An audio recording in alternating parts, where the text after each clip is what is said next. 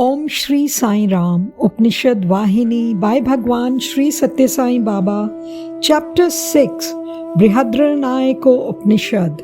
The Brihadranayako Upanishad is affiliated to the Shukla Yajurveda. It has 6 sections, of which all except the 3rd and 4th describe Upasana, of worship or contemplation on Saguna Brahman, that is the Brahman with attributes, associated with karma or ritualistic action. The 3rd and the 4th sections deal with the teachings of Yajnavalkya on the Atma, on the Adhyatmika Tattvam or the spiritual truth imparted to King Janaka. The grandeur of the Adhyatmika Jnanam or the spiritual knowledge of sage Yajnavalkya is impressively evident in these 2 sections, 3rd and 4th of this Upanishad. For aspirants eager to reach the goal of liberation, this part of the Brihadranayaka offers the best guide. These 2 sections are therefore referred to as Yajnavalkya Kanda. This Upanishad is the last of the preferred 10 Upanishads. On account of its significant size and depth, it is named Brihat or big, since it is best studied in the silence of the forest or Aranya. It is an Aranyaka. It instructs Brahma Jnanam and so is classed as an Upanishad. Scholars have designated the first 2 sections of this text as Madhura Kanda, the next 2 as Muni Kanda, and the last 2 as Khila Kanda. The Khila Kanda means appendix, and hence the name is appropriate. The first Kanda deals with the basic principles of truth as they are. The second Kanda proves those principles with reference to experience. The third Kanda shows how to practice the same and get mastery over it. The first Kanda teaches Jnana, that is the highest wisdom, in the form of a combination of karma or action and upasana, or worship or contemplation. For those eager to earn Jnana, there are 4 instruments or mediums for acquiring that wisdom. They are Pada, Bija, Sankhya and Rekha. Pada means the Vedas and the Shruti that attempt to explain them. Bija or origin source connotes the entire gamut of mantras, that is the Vedic hymns or sacrificial formulae, learned directly from the Guru. Sankhya is of 2 kinds, Vedika and Laukika. Vedika Sankhya is the technical gesture of the various mantras that help in understanding the basic principles of truth or tattva. Laukika Sankhya refers to the experiences of all human activities with respect to the transactions of the world. Rekha too has 2 such categories, the Vedika Rekha being a part of the Upasana activity mentioned in the Vedas, and the Laukika Rekha being a part of the mathematics of the universe. The Madhura Kanda describes the Brahma Tattvam or the Brahman principle in the light of the categories accepted as authoritative by the Shastras or scriptures.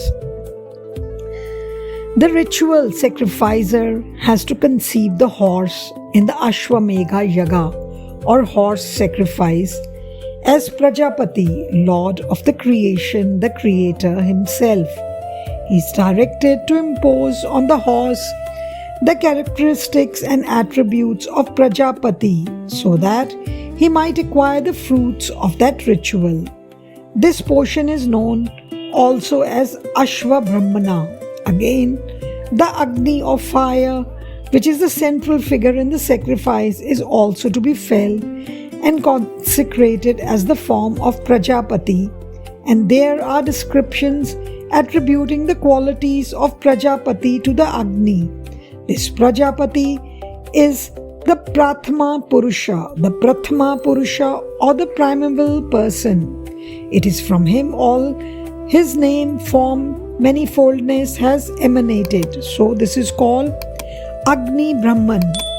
This Jagat, which is manifested due to avidya or ignorance, is just a jumble of names and forms and is totally anatma or non-self in nature. As the sweetness of 1,000 flowers is collected into madhu or honey, this Jagat, with all kinds of beings in it, is a concatenation of the Pancha Bhutas or 5 elements. Likewise, Dharma, Satya, and such abstract principles, men and such concrete living beings, the Virata Purusha and such conceptions, all these are the effects of the same Brahma Tattvam, and that Brahman is Amritam, immortal. And this Brahma Jnanam, self-knowledge, results in Sarva Atma Bhavam, experiencing everything as the self, state of being, in identity with all, experience of the universal self. Janaka, the king of Videha, celebrated a yaga sacrifice, spending vast riches and distributing vast wealth in gifts. Many Brahmins attended this yaga. From the Kuru Panchala territory, the king had 1,000 cows decorated with anklets, necklaces, hornlets of gold. He announced that they would be donated to whomever taught him the Brahma Jnanam, but the Brahmins, the great scholars in their own line, hesitated to claim the cows because of the lack of courage. But Yajnavalkya was so courageous that he asked his disciples to drive the cows to his ashram. The other Brahmins got enraged at his audacity and started testing his scholarship and experience. The first to come forward to challenge Yajnavalkya was the family priest of Janaka, Ashvala. The answers that the sage gave to his questions clarify the method of attaining the Atma through the means of karma upasana, combination of ritual and worship. In the yajna, the Ritviks or the performer of the yajna voice is Agni, that is sacrificial fire. The kalam or the period or destiny is Vayu, the vital air, which is compared to Sutratma or totality of prana, the mind of the performer, in Chandra, moon, symbolizing intellect. Such is the manner in which one has to grasp the meaning of ritual and free oneself from the limitations of mortality. This is how the yajna, yaga upasana, worship through ritual sacrifices, is expounded. The next to accost the sage was Bhujyu. His questions were: is there an entity called Purusha who is obedient to the senses which are taught to discriminate good and bad deeds, and who is entangled in this current named samsara? Or is there no Purusha of this type? If there is one such, what are his characteristics? Yajnavalkya answered from thus: your Atma is the entity you inquire about. Just as a wooden contrivance cannot operate on its own, but must be moved by some outside power or inside force, so too, unless a super spiritual power presides, the body cannot act, nor can the vital forces function as they do. He is the seer of the seeing function of the body. He hears and not the ear. He reflects and not the mind.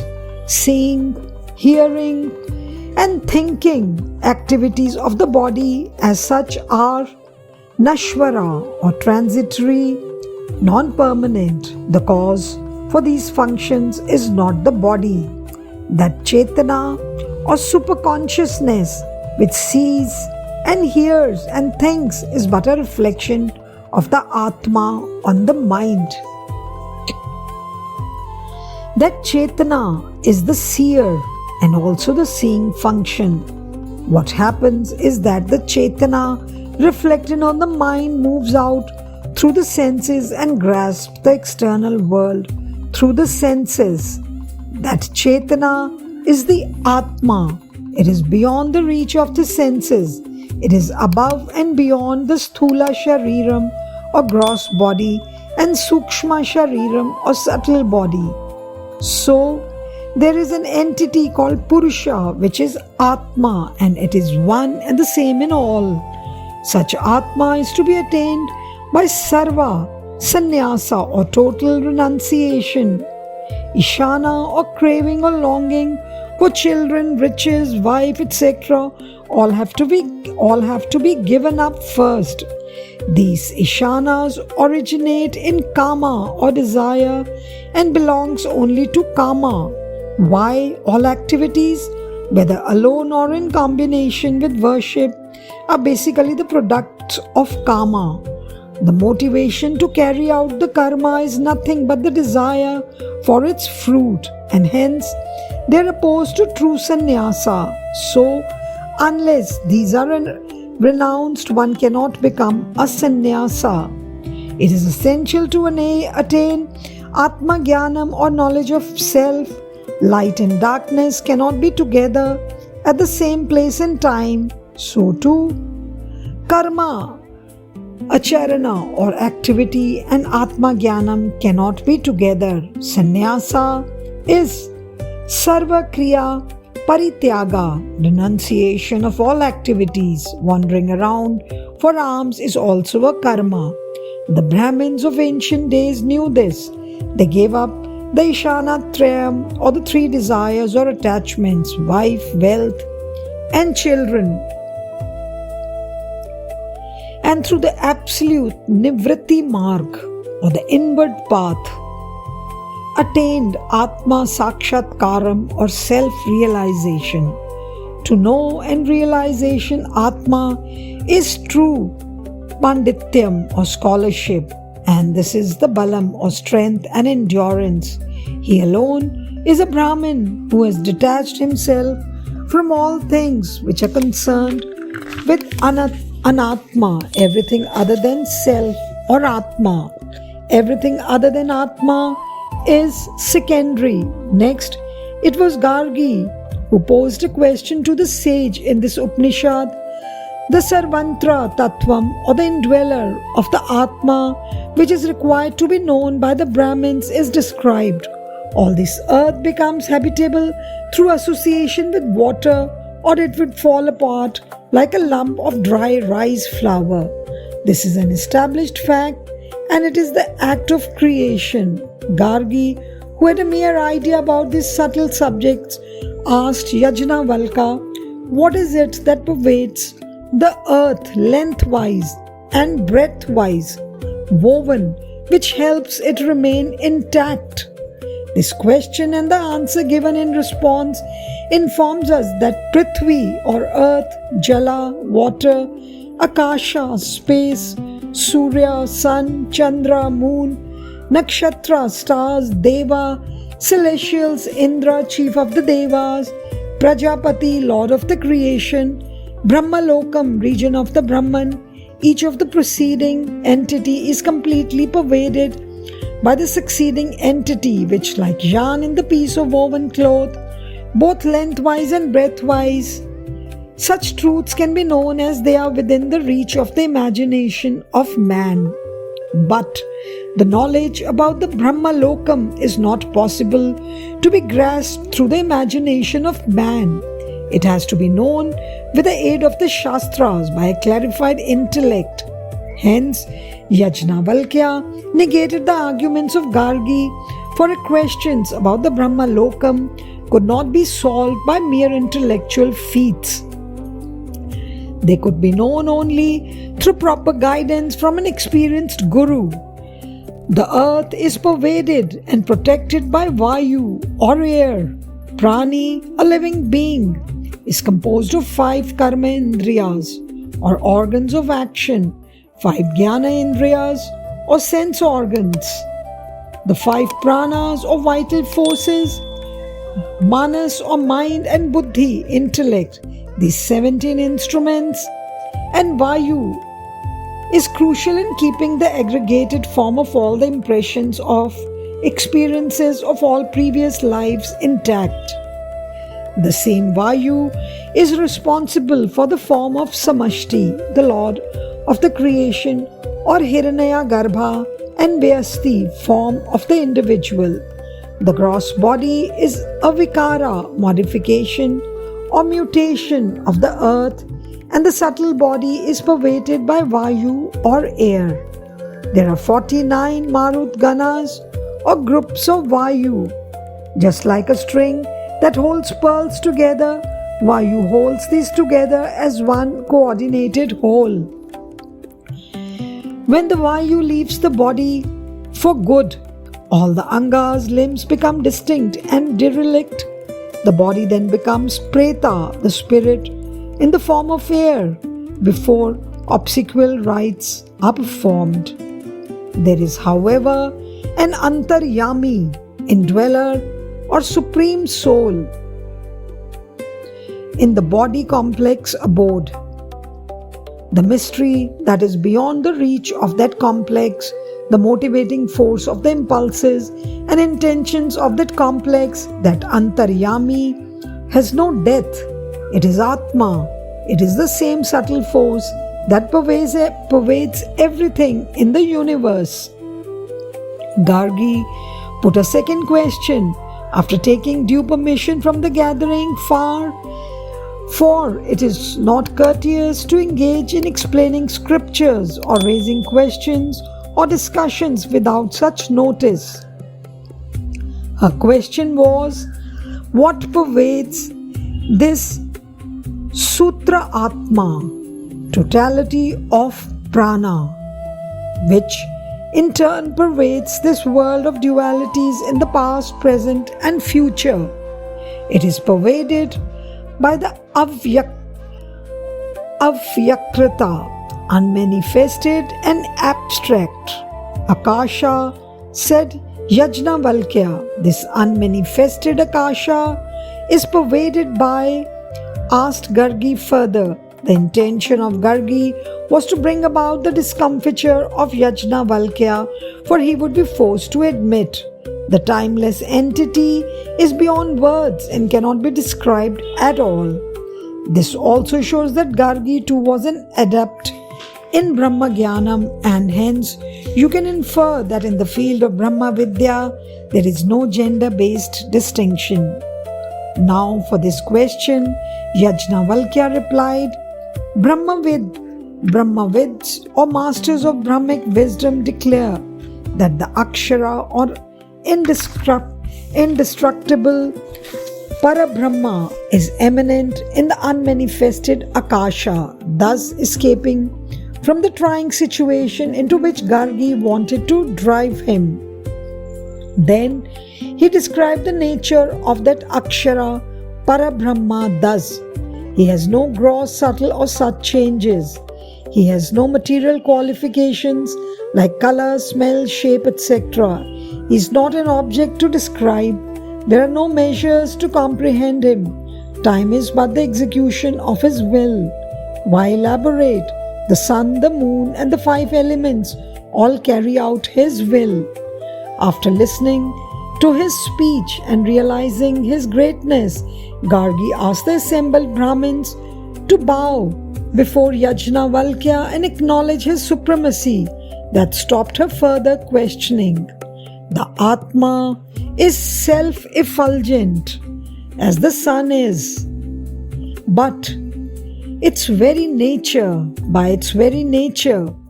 it is a mistaken notion that Atma sees, but there is no seeing. Since it has no second, there exists nothing to be seen by it. It is this effulgent Atma alone that is referred to by different names of actions like seeing and so on. All the acts like seeing, etc. are entirely mithya or appearances. It has no organs of sight or smell. Hence, it is not possible to associate the acts like seeing, etc. to Atma. The joy of being in Brahma Lokam, the joy of being in the same kind of elated state, and all other kinds of joys are pertaining to the senses, and they are therefore anitya, time-bound and temporary. As a matter of fact, all types of ananda, or joys are derived from the basic source of Brahma Ananda, or the ultimate bliss or supreme bliss. From the Manushya Ananda, or the human joy, to the joy of being in Brahma Lokam, each step is an increase in the degree of joy. But all these stand inferior when compared to Parama Ananda, or the supreme bliss. The Parama Ananda is immeasurable. Yajnavalkya explained all this to Janaka. He took great delight in instructing the king on all that he knew, for the king listened with rapt attention and showed earnestness. Like a ripe fruit naturally falling down from the tree, the body too, after experiencing the entire manifested karma, the karma which is already begun, that is prarabdha karma, grows and perishes when it ages. It then assumes a new form akin to the seed from the fallen ripe fruit sprouting into another tree. The vak and other indriyas from the fallen body also follow the purusha to the new form. Swasha, or breath, takes its own upward path. So, at the time of death, all indriyas withdraw from the body, but Atma is unaffected. Through sinful deeds or papam, or sin, through meritorious deeds or punyam, merit, results, all these accumulated impressions of experiences of the past, that is all past vasanas, begin to emerge from the newly assumed form or body. The Atma, which is full of Vijnana or higher wisdom, identifies the new body to be occupied and then leaves the old body as does a leech. The Atma Jnani, however, has no impulses or desires towards bodily activities, and so the Atma in this case is not bothered by a new body at all. He becomes a Sharira or birthless, the path of a Brahma. Brahmavadi, or one expounds and asserts that everything is Brahman, is Jnana Marga, or the path of knowledge. The karma enthusiasts are led on to tapas. The Atma Jnani has escaped from kama or desire, and so his mind knows no anguish or agony or yearning. He is the Vishwakarta, the very artist who has evolved the Vishwa or creation. He who has realized the supreme reality, Brahman, has nothing further to attain or realize or guard or seek. The instruction that Yajnavalkya gives in this Upanishad to Maitreyi, his consort, reveals to us clearly that the Atma Jnanam, or self-knowledge, comes after a study of the Shastras with Tarka or logic by a constant companion. It also describes the principles of sannyasa, which is the instrument for getting that jnana. The entire sensory world and the senses too have to be equated with the dreamlike only. There is no use pursuing them as ultimate and valuable. The Atma alone has to be loved. All other things are loved for the sake of the Atma. When the Atma is understood, everything else is understood. All effects are subsumed by the cause. The ocean is the goal of all the waters. So too all tastes, forms, sounds, resolutions have the manas or mind as their goal. That is to say, the entire Jagat is perceived through the mind, which ultimately merges in Brahman. In this reply to Bhujyo's question, Yajnavalkya reveals his knowledge of the process of evolution and involution of the universe, the Brahma Ananda Nirmana. In his reply to the two questions of Gargi, he reveals and instructs the Swarupa of Brahman, which is Aparoksha, or the immediate or unmediated. In the Sakalya Brahmana, or the conversation between the sages Shakalya and Yajnavalkya on the topic of the union of worshipper and the worshipped, The sage has astounded everyone by his erudition in spiritual mysteries. He earned victory in the hall of Janaka from the wisest of the land. He sanctified Janaka by his teachings. He met the complex questions of Bhujiyu and the more complicated queries of the eager inquirer Gargi with equal equanimity and skill. He was acclaimed as the crown jewel of scholars. Of course, he himself acknowledged greatness wherever he recognized it. He was generous enough to recognize the greatness of the teachers who were instructing Janaka till then. Lastly, he felt that he had nothing to carry out, and so he renunciated, realizing that Maitri, his consort, was also eager to attain realization. He instructed her in Brahmagyanam. From this, it is clear that women are equally qualified for Atma Upadesham or self-knowledge. Jai Sai Ram.